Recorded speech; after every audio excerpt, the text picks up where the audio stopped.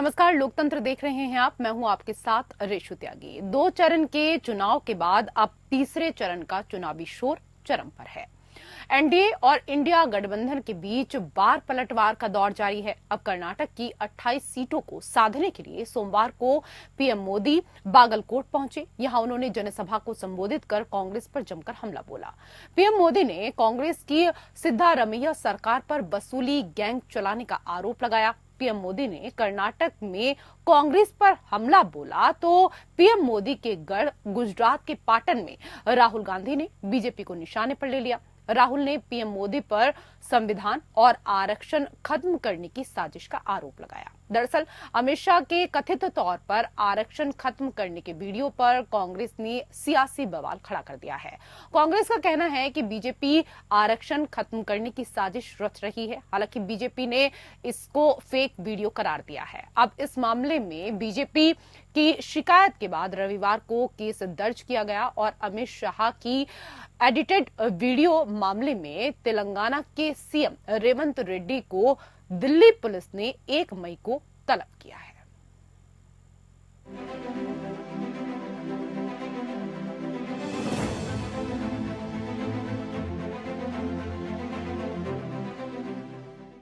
कर्नाटक में अब तीसरे चरण के चुनाव की जंग के लिए प्रचार चरम पर है। कर्नाटक की 28 सीटों को साधने के लिए सोमवार को पीएम मोदी बागलकोट पहुंचे। यहां उन्होंने जनसभा को संबोधित कर कांग्रेस पर जमकर हमला बोला। पीएम मोदी ने कांग्रेस की सिद्धारमैया सरकार पर वसूली गैंग चलाने का आरोप लगाया। उन्होंने कहा कि पानी के लिए टैंकर माफिया वसूली कर रहे हैं और इसका भी कमीशन कांग्रेस के लोगों तक पहुंच रहा है। पीएम मोदी ने लोगों से 7 मई को कर्नाटक वाले को लूटने वाले को सजा देने की अपील की। आज कांग्रेस सरकार ने ये टैग हब को टैंकर हब बना दिया। टैंकर हब बना दिया। पानी के लिए टैंकर माफिया लोग मनमानी वसूली कर रहे हैं और इसका भी कमीशन कांग्रेस के लोगों तक पहुंच रहा है। आप मुझे बताइए, 7 मई को कर्नाटका को लूटने वालों को सजा मिलनी चाहिए कि नहीं मिलनी चाहिए? सजा मिलनी चाहिए कि नहीं मिलनी चाहिए? कांग्रेस के भ्रष्टाचार का हिसाब करना चाहिए कि नहीं करना चाहिए? चुन चुन करके कांग्रेस को साफ करना चाहिए कि नहीं करना चाहिए? इस दौरान पीएम मोदी ने कहा कि पिछले 10 वर्षों में मोदी ने हर उस वर्ग की चिंता की है जिसे कांग्रेस ने बदहाली का जीवन जीने पर मजबूर किया था। आज ये लोग एक झटके में गरीबी हटाने का दावा करते हैं, लेकिन इनकी 60 साल की सरकार, इनकी कई पीढ़ियों का काम गवाह है कि वंचित वर्ग के लिए इनकी मानसिकता क्या रही है। मोदी ने उस वर्ग की चिंता की है जिसे कांग्रेस ने बदहाली का जीवन जीने पर मजबूर कर दिया था। आज ये लोग बयान देते हैं और पता नहीं क्या क्या बोल रहे हैं। ये कहते हैं एक झटके में गरीबी हटा देंगे। अरे 60 साल हो गए, तुम कुछ नहीं कर पाए यार। क्यों ऐसे दावे मार रहे हो? पीएम मोदी ने कर्नाटक में कांग्रेस पर हमला बोला तो पीएम मोदी के गढ़ गुजरात के पाटन में राहुल गांधी ने बीजेपी को निशाने पर ले लिया। राहुल ने पीएम मोदी पर संविधान और आरक्षण खत्म करने की साजिश का आरोप लगाया। पहले नरेंद्र मोदी कह रहे थे 400 पार, सुना होगा। अब बोल रहे हैं 400 पार, अब 150 पार नहीं बोल रहे हैं कि ये लोग कॉन्स्टिट्यूशन को, गरीबों के अधिकार को जड़ से खोदकर फेंकना चाहते हैं। और मैं आपको बता रहा हूं, कांग्रेस पार्टी और आप सब मिलकर देश के दलित, आदिवासी, पिछड़े, गरीब जनरल कास्ट के लोग, माइनॉरिटीज के लोग मिलकर इस किताब का, इस कॉन्स्टिट्यूशन का रक्षा करने जा रहे हैं। इसको कोई रद्द नहीं कर सकता, इसको कोई खत्म नहीं कर सकता, कोई शक्ति नहीं पैदा हुई है दुनिया में, हिंदुस्तान में छोड़ो, नरेंद्र मोदी छोड़ो, दुनिया में कोई शक्ति नहीं है जो इसको रद्द कर सके, इसको फाड़ के फेंक सके। दरअसल अमित शाह के कथित तौर पर आरक्षण खत्म करने के वीडियो पर कांग्रेस ने सियासी बवाल खड़ा कर दिया। कांग्रेस का कहना है कि बीजेपी आरक्षण समाप्त करने की साजिश रच रही है। हालांकि बीजेपी ने इसे फेक वीडियो करार दिया है। बीजेपी के मुताबिक तेलंगाना में मुसलमानों के लिए 4% असंवैधानिक आरक्षण को हटाने पर चर्चा करने वाले अमित शाह के एक पुराने वीडियो को हाल ही में लोकसभा चुनाव रैली के दौरान गलत तरीके से पेश किया गया। बीजेपी का आरोप है कि कांग्रेस के लोगों ने वीडियो को एडिट कर ये बताने की कोशिश की कि अमित शाह आरक्षण को खत्म करने की बात कर रहे हैं।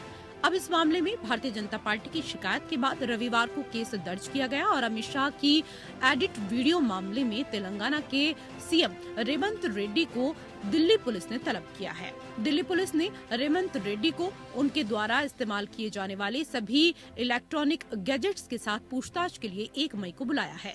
अब रेवंत रेड्डी ने आरोप लगाया कि दिल्ली पुलिस के जरिए पीएम मोदी और अमित शाह उन्हें डराने की कोशिश कर रहे हैं। इधर फेक वीडियो शेयर करने वाले कुछ कांग्रेसी नेताओं सहित 5 और लोगों को भी दिल्ली पुलिस द्वारा तलब किया जाएगा। ये वो लोग हैं जिन्होंने गृह मंत्री अमित शाह का एडिटेड वीडियो सोशल मीडिया पर शेयर किया था। साफ है, लोकसभा चुनाव के तीसरे चरण में संविधान और आरक्षण चुनावी मुद्दा बनते दिख रहे हैं, जहां बीजेपी कांग्रेस दोनों ही एक दूसरे पर हमलावर हैं। Bureau report, APN.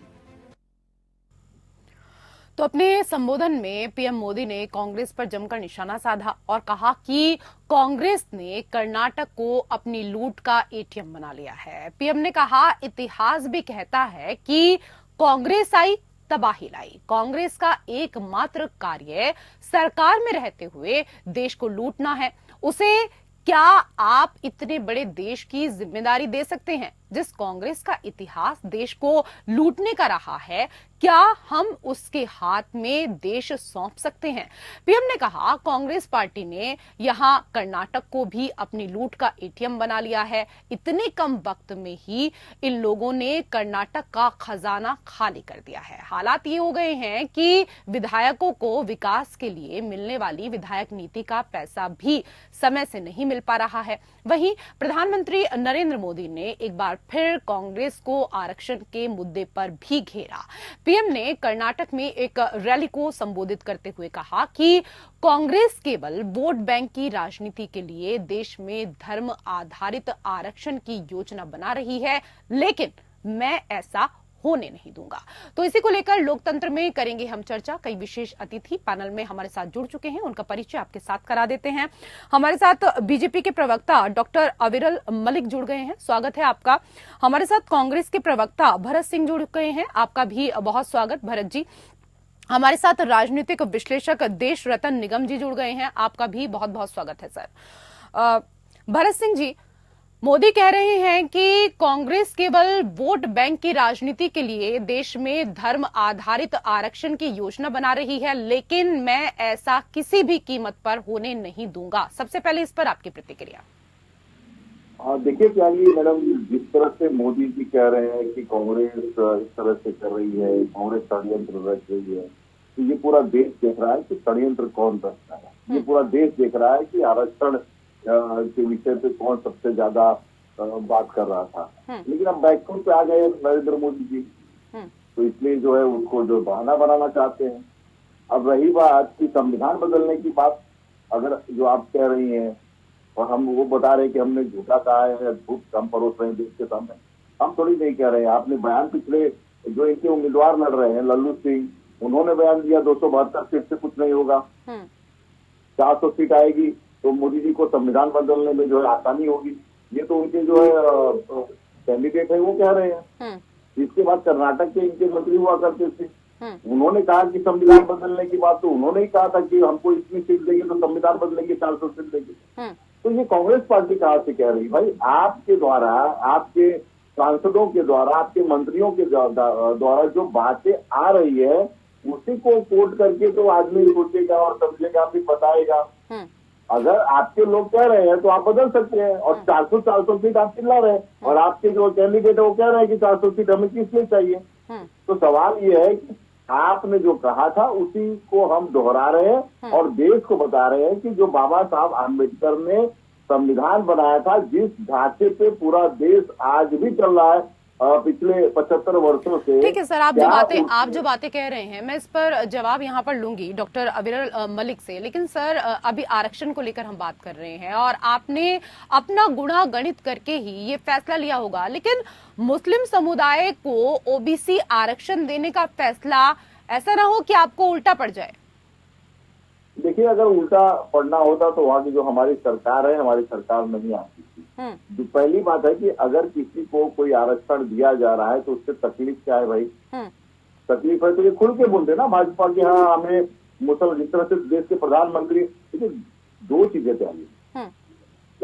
जिस तरह से देश के प्रधानमंत्री ये कहते हैं मुसलमान, मतलब सीधा अटैक कर रहे हैं आज की तारीख में। जब उन्हें ये पहले दूसरे चरण के चुनाव में ये समझ में आ गया कि वोट हमें जो है सीट नहीं मिल रही है, जो वोट प्रतिशत हो रहा है वो बहुत कम हो रहा है, कहीं ना कहीं हमारा डिब्बा गोल है, और उसी वजह से घबरा के अब सीधा मंगलसूत्र से और हिंदू और मुसलमान पे आ गए हैं। आरक्षण अगर ये बहुत अच्छा, ठीक है, जिस राज्य में जैसा माहौल होता है उस राज्य का मुख्यमंत्री अपने हिसाब से वो करता है। अब आरक्षण संविधान के दायरे में, ठीक है सर, लेकिन अभी तक तो जो आरक्षण मिलता था वो जाति के नाम पर मिलता था। उन लोगों की तकलीफ ये है कि आप तो धर्म के नाम पर भी आरक्षण देना आप लोगों ने शुरू कर दिया है। धर्म के नाम पे आरक्षण कौन पूरे देश में दे रहा है, कौन क्या कर रहा है, ये तो अदिति जी आपसे अच्छा कोई नहीं जान सकता। भाजपा तो पूरे देश में धर्म के नाम पे ही तो कर रही है, हिंदू और मुसलमान पे कर रही है। इससे अच्छा और पुख्ता प्रमाण और आपको क्या दूं? देश के प्रधानमंत्री अब स्वयं कहने लगे कि मुसलमान चिल्लाने लगे, फिर कहते हैं कांग्रेस आई तबाही लाई। अरे मैं बोल रहा हूँ, कांग्रेस आई खुशहाली लाई, कांग्रेस आई जो है पूरे देश में खुशहाली आई। ठीक है, जरा इनकी बातों का जवाब दे दीजिए डॉक्टर अविरल मलिक, जो बातें कह रहे हैं यहाँ पर भरत सिंह जी। देखिए, आरोप लगाते रहे, जनता सब जान रही है। जनता देख रही है कि किस प्रकार से भारतीय जनता पार्टी हर वर्ग के हित की बात कर रही है और ये केवल वोट बैंक पॉलिटिक्स कर रहे हैं। ये वोट बैंक की राजनीति जो कर रहे हैं ये बहुत दुखद है, और इसका जवाब जनता के द्वारा निश्चित रूप से इस बार दे दिया जाएगा, इन चुनावों में दे दिया जाएगा। और कांग्रेस मुक्त भारत का निर्माण होना तय है। 4 जून को कांग्रेस मुक्त भारत का निर्माण हो जाएगा। और जनता जिस प्रकार से कह रही है कि अब की बार 500 पार, भारतीय जनता पार्टी के संबंध में, एनडीए के संबंध में जनता के द्वारा। सर, आरक्षण की बात कर रहे हैं, विषय आरक्षण पर चल रहा है, आप तुरंत अपने नारों पर आ जाते हैं। अब की बार 400 पार स्लोगन गढ़ने लगते हैं। सर, आरक्षण की बात करिए ना, कर्नाटक में आरक्षण को लेकर मुद्दा उठाया है ना, उस पर जवाब दीजिए जी। देखिए, आरक्षण के ऊपर जिस प्रकार के आरोप ये भारतीय जनता पार्टी के ऊपर लगा रहे हैं वो बिल्कुल सही नहीं है। जनता सब देख रही है, और जनता का अपमान करने का इनके द्वारा जो प्रयास किया जा रहा है ये बहुत दुखद है।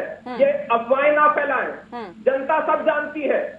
ये एडिटिंग, वीडियो को एडिट करके जो वायरल करने का कार्य करते हैं, ये बहुत दुखद है। चलिए ठीक है, इस पर आऊंगे मैं वापस आपके पास, लेकिन देश रतन निगम जी, सर मुस्लिम समुदाय के लोगों को ओबीसी कोटा के तहत आरक्षण देने का राज्य सरकार का निर्णय कर्नाटक की राजनीति को सर किस तरीके से प्रभावित कर रहा है, और इसके असर दूसरे राज्यों की राजनीति पर किस तरीके से हो सकते हैं? सर देखिए, जो आरक्षण है तो ओबीसी को वहाँ पर निकल तो सबको ओबीसी कर दिए, तो व्यापी संदेश सुना जाता है कि कांग्रेस एक मुस्लिम पार्टी बन चुकी है, तुष्टीकरण की राजनीति कर रही है। क्या इनमें भी बहुत सारे अशरफ हैं जिनको फ्री जर्नल के हैं और मुस्लिम कहते हैं, बहुत सारे हम लोग तो बहुत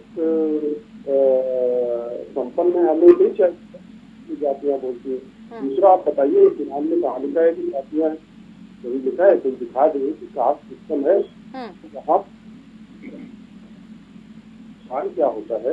और दूसरा, इससे पहले मैं आगे दूसरे बिंदु पे जाऊँ, आपको पैतृक संपत्ति और उत्तराधिकार की जो संपत्ति मिलेगी उसके लिए टैक्स लगाने की बात कर रहे हैं कांग्रेस वाले, जो कि राहुल गांधी जी बोल देते हैं, या सैम पित्रोदा जो उनके खास लोगों में से हैं, जब वो बोलते हैं तो प्रधानमंत्री ने जब वो बोला इसको देंगे, क्योंकि हमारा जो पैतृक अधिकार है या हिंदुओं का है, इसलिए हमारे पास कानून बना हुआ है, मुसलमान के उनके जो फैक्चुअल है उसके हिसाब से चलता है।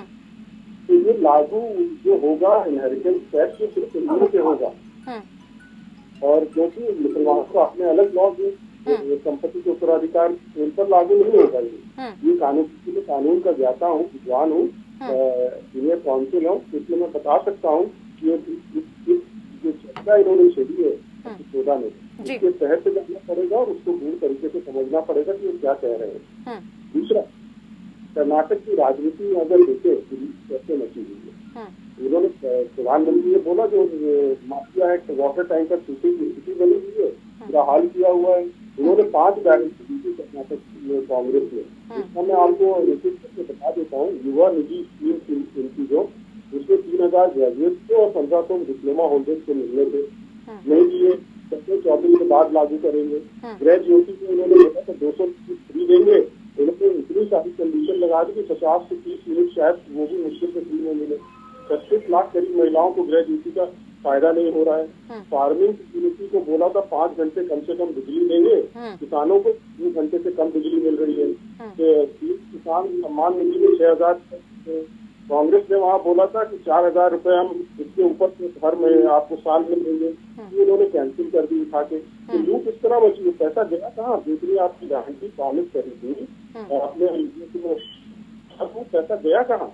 और से पैसा मांगते हैं। बिल्कुल सही आपने कहा। और सर, जब सत्ता में आते हैं तो नेताओं की अगर बात करें तो हर झूठ का सहारा लेते हैं। मंचों से जितना झूठ बोला जा सकता है उतना झूठ, क्योंकि हम देख भी रहे हैं, वो बोलते हैं। लेकिन जब सत्ता में आ जाते हैं तो जनता से किए गए तमाम वादों को भूल जाते हैं। मैं वापस से आपके पास आऊंगी, लेकिन भरत सिंह जी, बीजेपी के हिंदुत्व एजेंडे का मुख्य किरदार ओबीसी वोटर रहा है। कर्नाटक सरकार के फैसले के बाद बीजेपी ये मैसेज देने में कामयाब रही है कि कांग्रेस ओबीसी का हक मुसलमानों के साथ साझा कर रही है।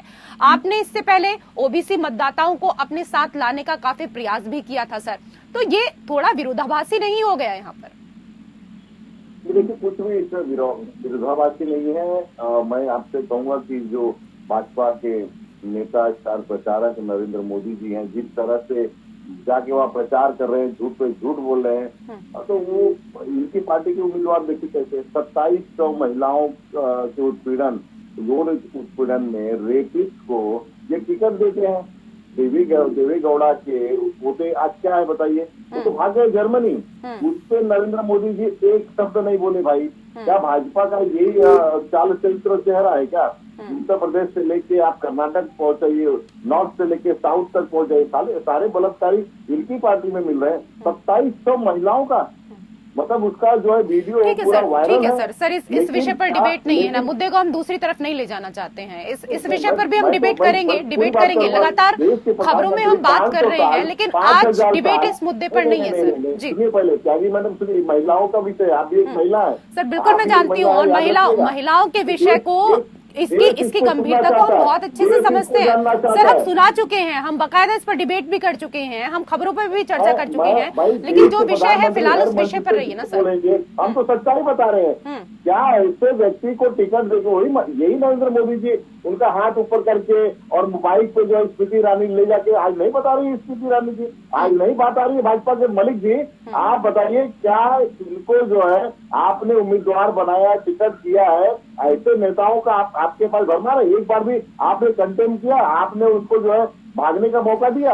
सर इससे पहले तो अभी आप अमित शाह की जो वीडियो को आप लोग लगातार ट्वीट कर रहे थे, शेयर कर रहे थे, अब तो उसमें भी ये कहा जा रहा है कि जो वीडियो है वो पूरे तरीके से एडिट किया गया है। दिल्ली पुलिस ने तो कर्नाटक के मुख्यमंत्री को भी अब तलब कर लिया है। तो जब तक सर, मैं ये नहीं कह रही हूँ, ये आप ये कैसे कह सकते हैं? जब तक कोई भी जांच पूरी नहीं हो जाती है तब तक हम किसी भी निष्कर्ष पर नहीं आ सकते हैं ना सर। मैं भी तो वही कह रहा हूँ ना कि ये जांच पूरी हो चुकी है क्या? वो सोने वाला जो है वो आपने जिसका जांच करवाया था क्या, उस पर देश के प्रधानमंत्री या अमित शाह जी कुछ बोलेंगे क्या? देश के प्रधानमंत्री ठीक है डॉक्टर अविरल मलिक, जवाब दे दीजिए। पूरा वीडियो था, ये पूरा वीडियो था। ये भाजपा के जो सोशल मीडिया के जो एडिट करने वाले बैठे हैं उस पे तो बात नहीं ठीक है करेंगे। सर, मैं जवाब ले लेती हूँ। राहुल जी को पप्पू बनाने के लिए जितना भाजपा मेहनत कर रही है ना, वो मेहनत करते करते पप्पू के पापा बन गए भाजपा के। तो भाजपा भूल गई।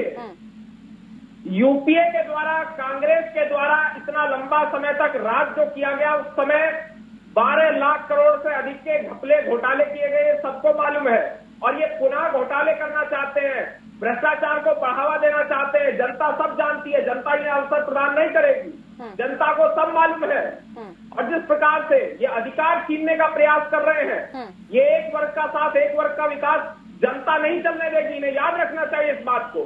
ठीक है, लेकिन डॉक्टर ठीक है, उसी पे मैं आ रही हूँ मलिक जी उसी पर आ रही हूँ। धर्म के आधार पर आरक्षण देने का आप आरोप लगा रहे हैं और कांग्रेस जो है वो लगातार ये वीडियो भी पोस्ट कर रहा है जिसमें अमित शाह कहते दिख रहे हैं कि हम आरक्षण को ही खत्म करेंगे। हालांकि वीडियो की स्थिति को लेकर हम अपना कोई दावा नहीं कर रहे हैं, लेकिन जो दावे यहाँ पर कर रहे हैं भरत सिंह जी, उस पर जवाब दे दीजिए। देखिए, जनता के हित के लिए जो भी आवश्यक होगा भारतीय जनता पार्टी के द्वारा हमेशा किया जाता रहा है और किया जाएगा। जनता के हित के लिए था कि इधर से आलू डालो, उधर से सोना निकालो। ये एडिट वीडियो ये जनता के हित के लिए था। अरे जनता के हित के लिए होता था कि बेरोजगारी का हालत है, महंगाई का क्या हालत है, ये होता है जनता का विषय, ये होता है जनता के हित के लिए काम करना। जनता के हित के लिए काम नहीं होता। ऐसा है डॉक्टर अविरल मलिक और भरत सिंह जी, मेन चीज यहाँ पर ये भी है कि आप लोग सवाल को मुझे लगता है कि ध्यान से सुनते नहीं है। सवाल आपसे क्या किया जाता है, जवाब आप लोग क्या क्या क्या देने लगते हैं। तो कम से कम सवाल को पहले पूरा सुन लीजिए, उसके बाद आप जवाब दीजिए। वही बातें नहीं डॉक्टर अविरल मलिक जो आप पहले से तय करके आए हैं कि आज हमें डिबेट में यही बोलना है। कम से कम सवाल तो ठीक से सुन लीजिएगा। देश रतन निगम जी, क्योंकि हमारा विषय आज का कुछ और है, पर फिर भी एक सवाल आपसे। अभी जेडीएस सांसद और एचडी देवगौड़ा के पोते का जो वीडियो आया है सर, वो कितना प्रभाव डालेगा वहां की राजनीति पर? क्योंकि कांग्रेस ने तो इस मामले को बनाने की दिशा में काम करना शुरू कर दिया है, राज्य सरकार ने एसआईटी भी बना दी है। देखिए, एसआईटी बन गई है, इसका मतलब वहाँ पे जांच शुरू हो गई है और इस विषय का संज्ञान भी ले लिया गया है। और इसमें अगर सही वीडियो पाए जाते हैं तो निश्चित ही मेरे ख्याल से सजा मिलेगी। और इसको जीपीएस कहते, ये जीपीएस पर आ रहा है ये सारी बात। वो इसको कैसे संभालेंगे, थोड़ा बहुत तो डैमेज देखिए हुआ है मुझे जो लगता है। और शायद अभी अंदर भी कर दिया है, ऐसी कुछ खबर आ रही थी। तो क्या किस करवट मिलेगा तो समय बताएगा। लेकिन देखिए, भारतीय जनता पार्टी के जो काम है वो बोलते हैं। प्रधानमंत्री ने बड़ा साफ बोला। यहाँ दो बातें मैं कहना चाहूंगा जो कि कांग्रेस के जो खिलाफ जा रही है। एक तो 40% का जो कॉन्ट्रैक्टर्स एसोसिएशन है उसमें कांग्रेस जो बीजेपी को लगाया करती थी, इसी एसोसिएशन ने बोला है कि ये 40% कॉन्ट्रैक्ट से ये लोग पैसा ले रहे हैं और वो धरने पे भी बैठे। और दूसरा जो नया हिरेमठ की हत्या हुई जो मुसलमान द्वारा, उसमें कांग्रेस के नेता का बेटी थी वो, और कांग्रेस उसके साथ नहीं खड़ी हुई और खड़ा हुआ कौन? एबीवीपी, अखिल भारतीय विद्यार्थी परिषद, जो कि संघ का स्टूडेंट विंग है। तो एक बहुत बड़ा संदेश जमीन पे गया है कि कांग्रेस अपने नेता के बच्चों की रक्षा नहीं कर सकती, ना उनके साथ न्याय के लिए खड़ी हो सकती है। और वो बहुत दुखी है, कांग्रेस का वर्कर इसे बहुत दुखी है इस बात को लेकर। खड़ा कौन हुआ? भाजपा और एबीवीपी के लोग उसके साथ में खड़े हुए प्रोटेस्ट कर रहे हैं। वो इतने दिनों से गुहार लगा रहा है वो व्यक्ति, कांग्रेस का नेता जिसकी बेटी मारी गई है, कि मुझे न्याय दो, इसमें नाम भी बताए, कोई कार्रवाई नहीं हो रही है। तो लगता है कि मुस्लिम लोग इंतखाब निकल जाएंगे। और कांग्रेस का हर वर्कर जानता है इस बात को कि वो नेता कांग्रेस का जिसने अपनी जान लगा दी कांग्रेस के लिए। मैं आऊंगी सर, आप ही के पास आऊंगी इसके बाद भरत सिंह जी। ठीक है, भरत सिंह जी कुछ कहना चाह रहे हैं इस बात पे? जी देखिए, हमारे राजनीतिक विश्लेषक महोदय ने जितना विश्लेषण किया उससे तो एक बात साफ हो गई है कि ये जो कह रहे हैं मतलब कांग्रेस सपोर्ट तो नहीं है, ना बीजेपी को तो सपोर्ट ही है पूरा। मैं समझता हूँ विश्लेषक का मतलब होता है कि वो न्यूट्रल होता है। ठीक है, कोई बात नहीं है। आपको एक मुस्लिम की हत्या जो हमारे कांग्रेस पार्टी के कार्यकर्ता थे उनके बच्चे थे, हम लोग को बहुत तकलीफ है। इससे हमने अपना स्टैंड भी लिया है, उन्हें जो मदद है जो सपोर्ट है हमने सब दिया है। तो आप कहीं जो झूठ चैनल पर बैठ के कि हाँ भाजपा के लोग गए थे, मिले थे, ठीक है, एक होता है, एक संबंध होता है, रिलेशन होता है, वो भी मिलना चाहिए, बहुत अच्छी बात है, इसकी मैं तारीफ करता हूँ। लेकिन जिस व्यक्ति ने 2700 महिलाओं का रेप किया, वो शोषण किया, उसका वीडियो बनाया, उससे एक शब्द भी नहीं निकला आपसे कि देश के प्रधानमंत्री ने इस विषय पे जाके कर्नाटक में क्यों नहीं बोला कि मैंने गलती किया ऐसे व्यक्ति को टिकट देके, मैंने गलती किया जो इसे पार्टी में जो है मैंने लिया। आप अपना नाता क्या तोड़ सकते हैं जेडीएस से? क्या देश के प्रधानमंत्री ईमानदारी से कह दे कि मेरा नाता नहीं है जेडीएस से? ऐसे गंदे व्यक्तियों को जो है हमारी पार्टी में कोई जगह नहीं है। इससे क्या कर्नाटक की जनता खुश हो गई है क्या इससे कर्नाटक में भाजपा का वोट बढ़ जाएगा क्या? ये सारे चीजें होते हैं जो एक विश्लेषक को सही तरह से विश्लेषण करना चाहिए, मगर आप नहीं कर रहे तो उसका विश्लेषण मैं बताता हूँ। 2700 महिलाओं का जिस तरह से यौन शोषण वहाँ पे हुआ है, यह बहुत बड़ा एक मुद्दा है जो वहाँ पे पूरी तरह से वो हमारे पक्ष में है। ये पक्ष विपक्ष की बात नहीं होनी चाहिए यहाँ पे, लेकिन ये गलत है। और अगर गलत नहीं होता तो मुझे लगता है वो जर्मनी नहीं भागता। जर्मनी क्यों भागा? क्योंकि वो गलत किया हुआ है। और है वो वीडियो, 200 वीडियो तो है आज की तारीख में जो है घूम रहे हैं वो वीडियो पूरे सोशल मीडिया पे। तो ये कहीं ना कहीं गलत है। दूसरी चीज मैं आपको बता दूं, आप कह रहे हैं कि इस मुद्दे पर प्रधानमंत्री ने एक शब्द नहीं बोला, लेकिन विपक्ष के भी तो किसी भी बड़े नेता ने अभी तक कोई बयान नहीं दिया है ना सर? विपक्ष के किसी बड़े नेता की तरफ से कोई बयान आया है इस पूरे मामले पे अभी तक? पूरे मामले में बयान आया तभी तो मैं कह रहा हूँ, बयान के बगैर मैं कह रहा हूँ कि वो जो भाग गया। राहुल गांधी ने कुछ बोला हो, प्रियंका गांधी ने अभी तक कुछ बोला हो इस मुद्दे पर? मैं भी प्रवक्ता हूँ, मेरे पास जो ऑफिशियली जानकारी है मैं बहुत जिम्मेदारी तो ठीक है ना सर, चीजें चल रही है ना, उस पर भी हम डिबेट करेंगे। 60% की कमीशन की सरकार कर्नाटक में चल रही है। आप लोग भूल गए पेसीएम? पिछली सरकार जो चल रही थी, जो उखाड़ के वहाँ की कर्नाटक की जनता ने देखा, वो 40% की कमीशन ही चल रही थी ना। वो 40% की कमीशन पिछली सरकार थी, वो क्या हमारे सर पर मरना चाह रहे हैं आप? और यही वजह थी कि वहाँ की सरकार जो है बदली, वहाँ की जनता ने ये बदला, क्योंकि हमने आरोप नहीं लगाया था। जो है वो आरोप तो भाजपा के ही जो नेता है वो लगाए थे। वहाँ के जो काम करने वाले कॉन्ट्रैक्टर उन्होंने लगाया था कि मुख्यमंत्री को 40% जो है हमें कमीशन देना पड़ता है। तो ये सारे गोल मटोल और ये सारे बातें जो है ना वो कर्नाटक की जनता ने पूरे देश की जनता। ठीक है सर, मैं जवाब ले लेती हूँ। मलिक जी जो गंभीर आरोप लगा रहे हैं भरत सिंह जी, ठीक है सर, जवाब तो लेने दीजिए, उस पर तो आप जवाब दीजिएगा ही। लेकिन सर, कर्नाटक में जेडीएस का जिस तरह से मनोबल कम हुआ है, उनके नेताओं को लेकर जो कंट्रोवर्सी है, उससे आपको नहीं लगता कि उनका साथ लेना बहुत समझदारी वाला निर्णय नहीं था?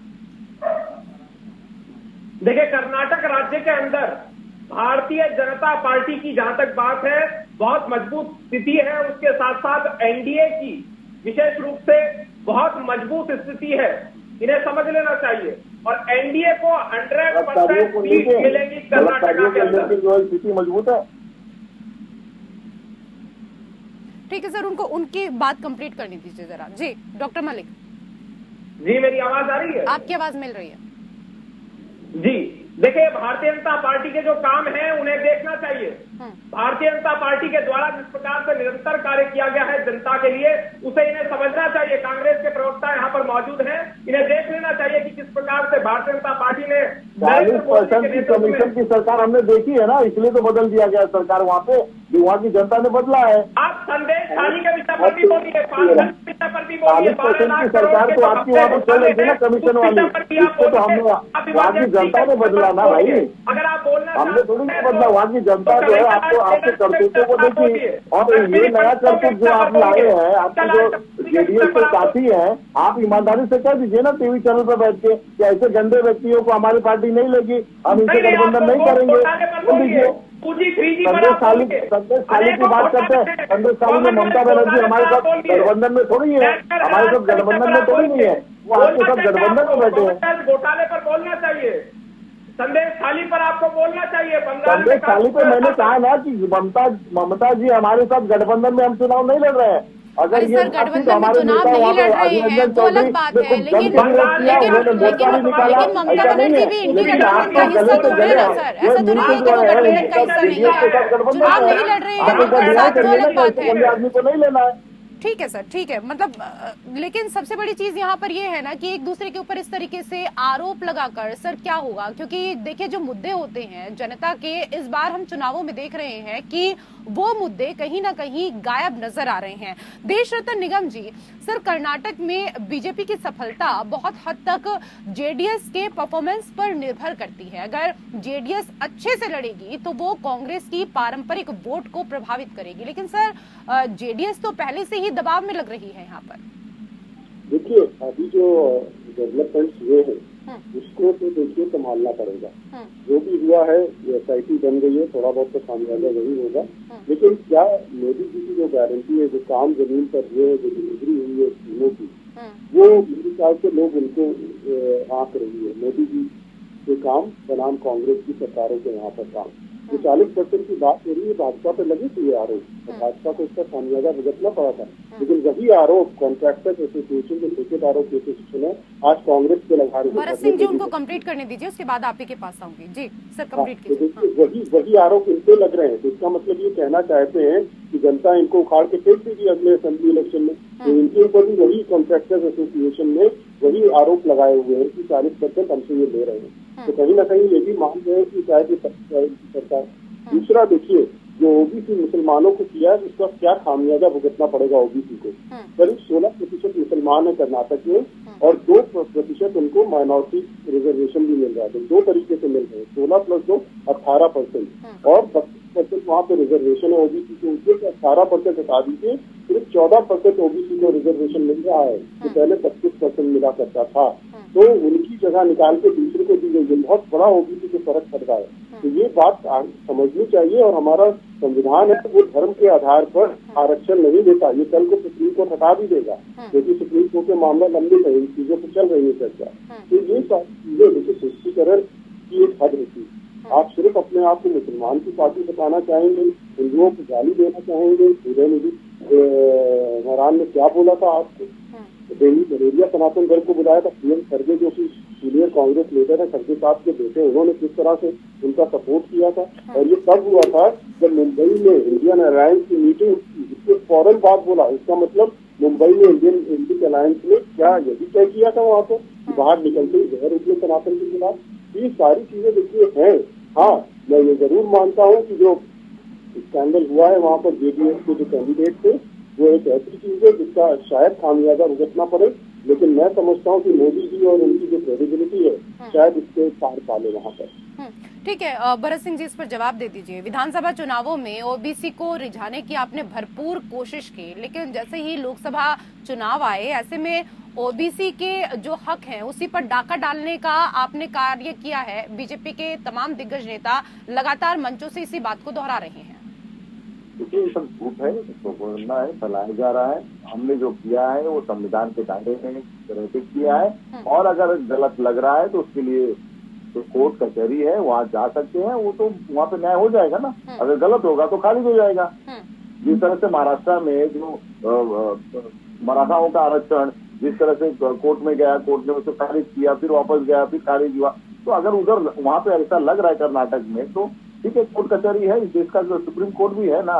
दूसरी चीज मैं कहना चाहता हूँ कि जिस तरह से कह रहे हैं कि मोदी जी की गारंटी, हाँ मैं मानता हूँ मोदी जी की गारंटी है यहाँ इस देश में। पूरी तरह से उन्होंने कहा कि सब पूरी देश सुरक्षा के दायरे में रहेगा, चाहे वो बलात्कारी हो, चाहे वो भ्रष्टाचारी हो, चाहे वो कोई कितना बड़ा भी घपला किया हो। ऐसे लोग जो है वो देश में सुरक्षित है, और यही मोदी जी की गारंटी है। चाहे वो अभी देखिए 2700 महिलाओं के साथ जो मामला हो, विभूषण वाला मामला हो, या घपला घोटाले वाला, आप जितने बड़े घोटालेबाज हैं उतना बड़ा आपको जो है वो पद देने की गारंटी ये सिर्फ और सिर्फ देश के प्रधानमंत्री नरेंद्र मोदी जी ही कर सकते हैं।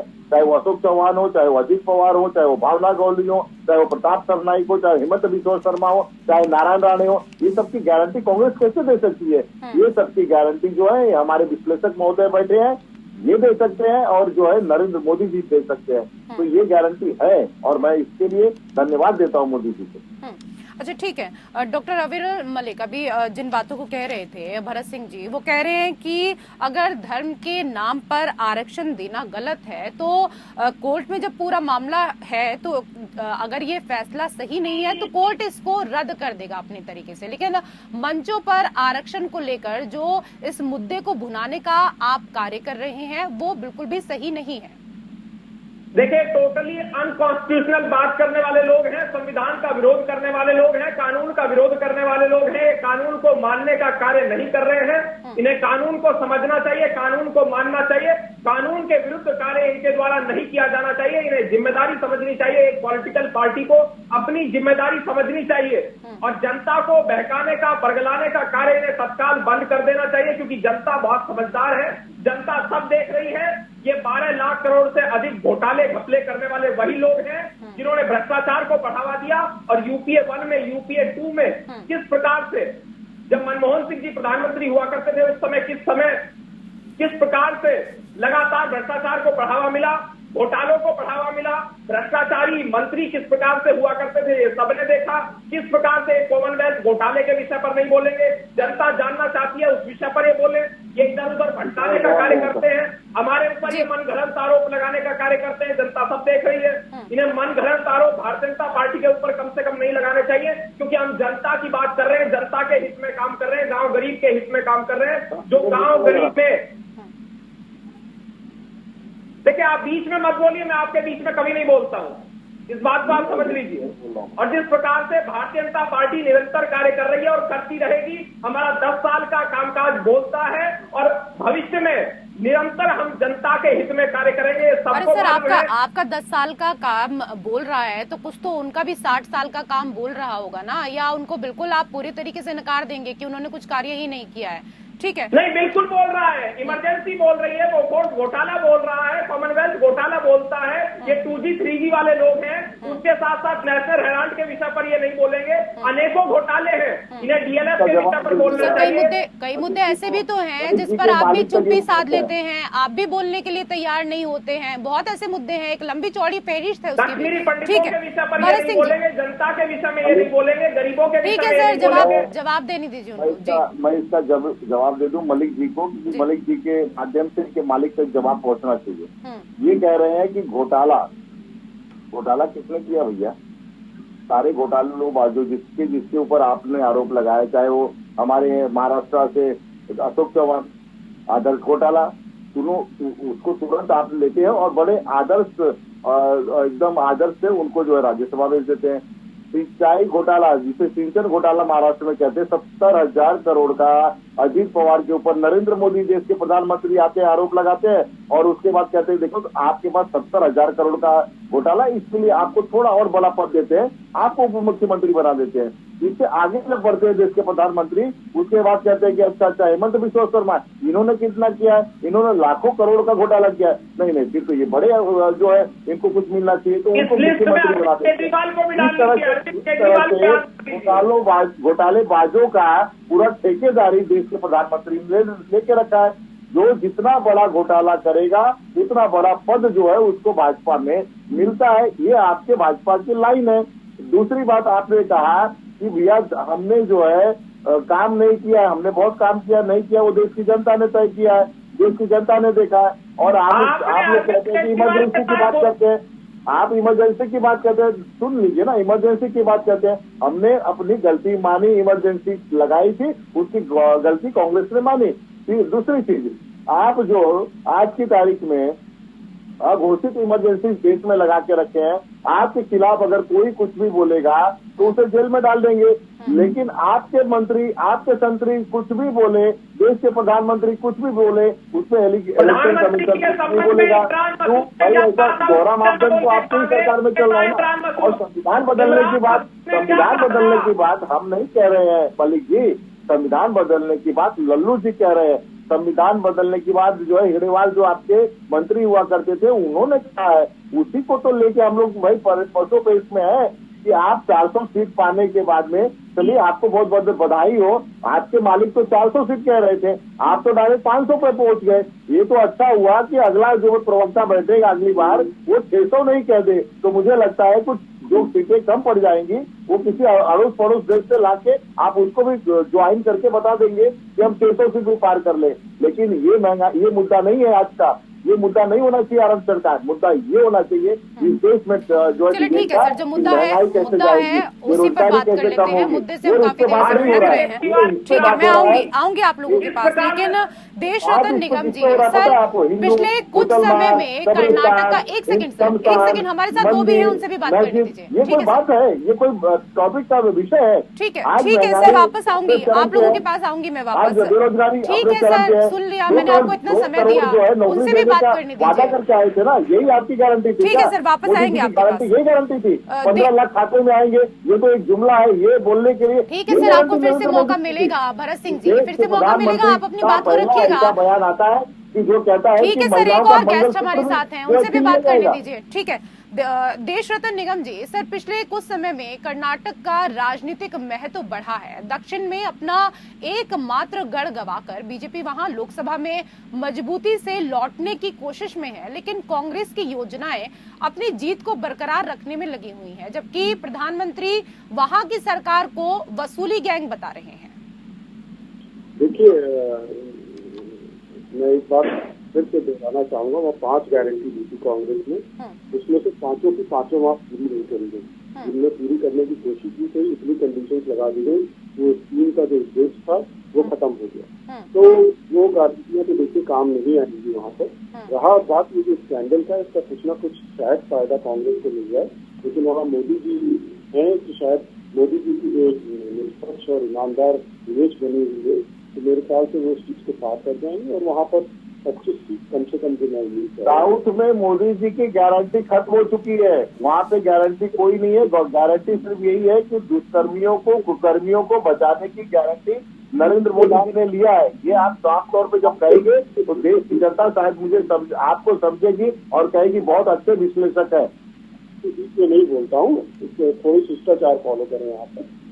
दूसरा शिष्टाचार फॉलो करें, शिष्टाचार वो भी आप लोगों को भाजपा से सीखना पड़ेगा। भरत सिंह जी, उनको उनकी बात कंप्लीट करने दीजिए। अच्छा आप देखिए पूरा एक सेकंड, भरत सिंह जी 1 घंटे की डिबेट है और उसमें सबसे ज्यादा सवाल आप ही से पूछे गए, आप ही को मौका दिया गया। 2 और लोग हमारे साथ हैं ना सर, 2 और लोग हैं, तो कम से कम ठीक है सर, उनको उनकी बात कंप्लीट करने दीजिए ना। आपको जो बात कहनी है ठीक है, आईना नहीं दिखाया जाता है, ठीक है सत्ता पक्ष से सवाल किया जाता है, सत्ता पक्ष जवाब देने का जो है बंधक कारक होता है। ठीक है ना, जब आपके पास आपकी बारी आएगी तब आप अपनी बात रखिए, अपनी बारी रखिए ना सर, ऐसा अपनी बारी पर आप अपनी तमाम बातों को रखिए। ठीक है सर, उनको कंप्लीट करने दीजिए ना, ऐसे तो डिबेट नहीं हो पाएगी ना सर। फिर ये डिबेट कहाँ हुई ये बताइए ना, बाकी लोगों को मौका नहीं देंगे तो सीधा सीधा आपका इंटरव्यू करने बैठ जाऊं मैं, ये तो ये हो गया ना। नहीं, इंटरव्यू करने की जरूरत नहीं है। नहीं तो सर बाकी लोगों से सवाल कर रही हूँ तो उनसे पूछने दीजिए ना। जब गलत बोलते तो लगता है कि तो ठीक है सर, आपकी बारी आएगी आप बोलिएगा, लेकिन जो चीजें उनसे पूछ रही हूँ उनको कम से कम कंप्लीट करने दीजिए। ठीक है सर। देखिए रेशु जी, तथ्य जब मैं देता हूँ तो लोग तिलमिला जाते हैं, कुछ और तथ्य मैं दे देता हूँ। उन्होंने महंगाई की बात करी, महंगाई 2009 से 2013-14 के बीच 9% से लेकर 13% थी। आज की डेट में आरबीआई ने जो टारगेट 6% से कम का दिया है, इतनी महंगाई है जो कि हमारी इकोनॉमी अर्थव्यवस्था के लिए अच्छी मानी जाती है। 6% से कम आरबीआई कहता है। दूसरा, पहले कैसे जो तथ्य दिए जाते थे एम्प्लॉयमेंट के बारे में, बेरोजगारी के बारे में, कैसे उनके साथ छेड़छाड़ी की जाती थी। एम्प्लॉय प्रोविडेंट फंड ऑर्गेनाइजेशन है जहाँ पे आपको एक ईपीएफओ नंबर मिलता है, और कांग्रेस के टाइम पे क्या होता था, अगर एक व्यक्ति जिसने नया एम्प्लॉयमेंट लिया है उसको एक ईपीएफओ नंबर मिलता था और वो जो दूसरा वो छोड़ के दूसरी जगह जाता था तो उसको एक नया नंबर मिल जाता था। उस नए नंबर को वो नया एम्प्लॉयमेंट, नया रोजगार मान लेते थे। भाजपा इसमें बदलाव कर दिया। एक बार जिसको ईपीएफओ नंबर मिल गया उसको जिंदगी भर वही रहता है।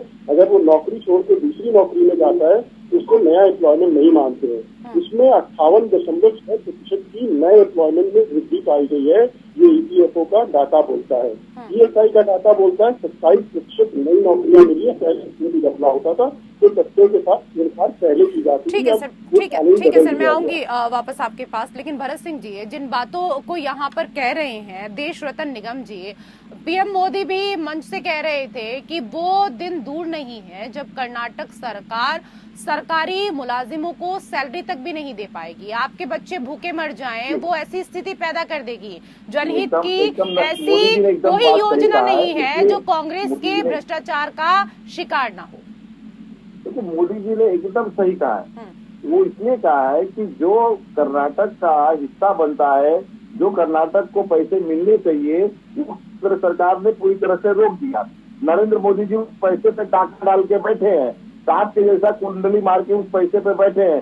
तो आप बताइए, जब जिस राज्य का हिस्सा उस राज्य को आप नहीं देंगे तो वहाँ पे जो सरकारी नौकरी करने वाले हैं उनको पेमेंट कैसे, पगार कैसे दिया जाएगा, तनख्वाह कैसे दिया जाएगा? ये उन्होंने सही कहा। लेकिन मैं जिस तरह से हमारे जो निगम जी कह रहे थे कि देश का जीडीपी बढ़ गया है, देश की इकोनॉमी बढ़ी, मैं आपको एक याद दिलाता हूँ, एक वाक्य शायद आपको पता होगा, याद भी होगा। सुषमा स्वराज जी बहुत ही अच्छी वक्ता, बहुत ही अच्छी नेता, जिसको मैं मानता हूँ और मैं बहुत फॉलो करता हूँ सुषमा जी को। उनके जैसा वक्ता मुझे लगता है कि बहुत कम ऐसे वक्ता होंगे। उन्होंने संसद में, जो हमारी सरकार थी, मनमोहन सिंह प्रधानमंत्री थे, उन्होंने एक चीज कहा था जिससे मुझे बहुत दिल को छू जाता है। उन्होंने कहा था कि प्रधानमंत्री जी, देश की जनता जीडीपी नहीं समझना चाहती, देश की जनता ग्रोथ क्या है वो नहीं समझना चाहती। देश की जनता ये चाहती है कि उसका जो है 2 वक्त का पेट कैसे भरे। देश की जनता को आप ये कैसे समझाएंगे और उसे कैसे विश्वास दिलाएंगे कि उनका पेट खाली नहीं हो जाएगा, उनका जो है पेट भरने के लिए हम बैठे हैं। ये देश की जनता समझना चाहती है। ये कागजी आंकड़े हैं, ये जो अवस्थी जी कह रहे हैं ना, ये सारे कागजी आंकड़े होते हैं। किसी के कहने से कोई फर्क पड़ना नहीं चाहिए, क्योंकि हकीकत की अगर बात करें तो कोई मंच से क्या कहता है क्या नहीं कहता है, उससे इतना असर आपको भी नहीं पड़ना चाहिए। क्योंकि अगर जनता का जनाधार आपके साथ है तो आप ही राजा हैं। और ऐसे में जिस तरीके से कांग्रेस लगातार तैयारी कर रही है, 2024 में सत्ता किसको मिलेगी ये तो जनता को तय करना है। बहुत बहुत धन्यवाद आप सभी मेहमानों का हमारे साथ इस चर्चा में जोड़ने के लिए। और इसी के साथ लोकतंत्र में मेरे साथ फिलहाल इतना ही। नमस्कार।